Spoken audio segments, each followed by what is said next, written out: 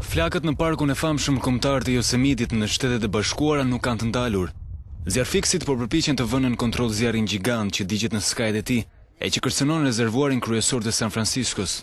Mbi 5000 shtëpi rrezikojnë nga flakët e nisura më 17 gusht, e që deri tani nuk janë frenuar veç se në masën 5%. Betejë me tonë në terrenin tepër të vështirë ka angazhuar më shumë se 2700 zjarfikës. Zyrtarët e mbrojtjes së pyjeve në Kaliforni thonë se ky është zjarri 16 më i madh i regjistruar ndonjëherë atje.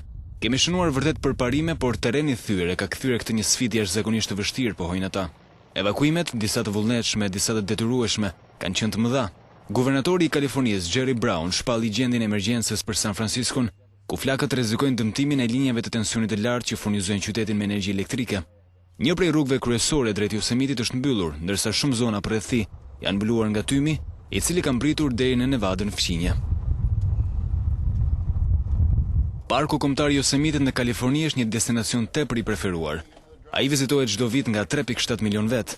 Në 1984, Yosemiti u shpall zonë trashëgimisë botërore dhe konsiderohet një prej parqeve më popullore në të gjithë globin, aq sa personave që duan të qëndrojnë aty u këshillohet të bëjnë më parë rezervime.